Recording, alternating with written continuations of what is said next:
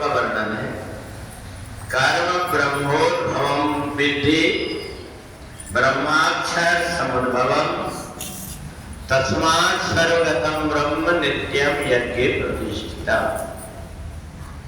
भगवान कहते हैं कर्म की उत्पत्ति वेद से हुई है और वेद की उत्पत्ति अक्षर परब्रह्म परमात्मा से हुई।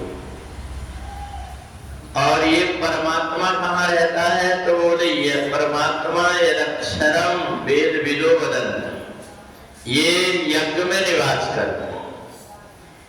तो हम जो कुछ भी सत्कर्म करते हैं ये हमारा एक यज्ञ है।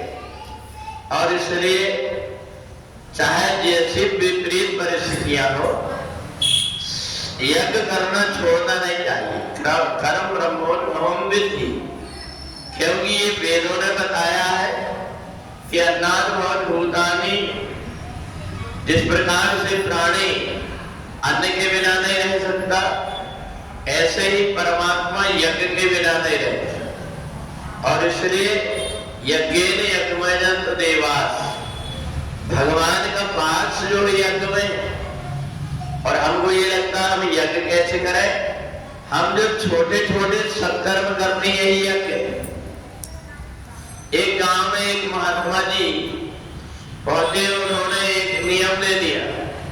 वहां के लोगों की परीक्षा करने लगे कि यहाँ कोई सत्कर्म करने वाला है कि नहीं। कहा भोजन उसके यहाँ करेंगे जिसने यज्ञ किया हो, और वो भी एक नहीं 100 यज्ञ किया। सारे गांव में खलबली मच गई। एक सत्संग में जाने वाली एक बहू थी, उसने कहा मैं निमंत्रण करके उनको भोजन कराऊं। कहा बेटी तुमने यज्ञ कहाँ किया? बोले यज्ञ किया मैंने और अभी भी यज्ञ करूंगी।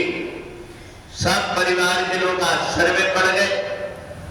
सब साधन करने लगे कि चलो महात्मा जी के पास में लेकर के बेटी को चलते हैं। वहां जब वो पहुंची तो उन्हें पैदल पैदल जाकर के महात्मा जी को निमंत्रण दिया। सारे गांव के लोग आश्चर्य में पड़ गए। महात्मा जी ने पूछा कि तुमने यज्ञ किया? बोले बिल्कुल, रोज यज्ञ करते। महात्मा जी समझ गए सत्संग है तो जहां संत मिलन को जाइए तजमाया अभिमान, जेव जेव पग आगे धरे कोटि यज्ञ समान। हम जो कुछ कर्म करने जा रहे हैं उसके महात्म्य को हम पहचान नहीं पाते। वो तो देवता ही पहचान पाता है। रोज हमें गीता पाठ करके भूल जाते हैं, परंतु ये पता नहीं कि हमारा कितना सारा पुण्य इकट्ठा हो जाता है इसी माध्यम से। हमने केवल एक अध्याय का पाठ किया, परंतु हमसे कौन कौन जुड़ गया ये हमें पता भी नहीं। अंतरिक्ष में जो देवता है वो देवता इसी यज्ञ से जीवित रहते हैं। इसलिए जो कुछ भी हम सत्कर्म करते हैं इसका सीधा संबंध परमात्मा से है। इसलिए प्रत्येक व्यक्ति को हर परिस्थिति में कुछ न कुछ यज्ञ करना चाहिए और सत्कर्म को ही यज्ञ कहा गया है।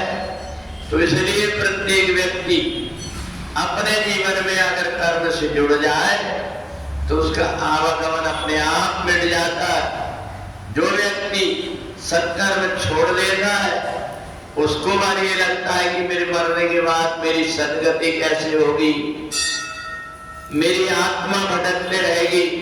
ये उसको लगता है जिसने अपने जीवन में सत्कर्म नहीं किया। जिसका हर समय सत्संग में गया है उस व्यक्ति को मुक्ति की चिंता नहीं रहती, उस व्यक्ति को भक्ति की चिंता रहती है। परमात्मा की भक्ति करके अपना और अपने परिवार का उद्धार कर देता है। बोली वृंदावन बिहारी लाल की जय।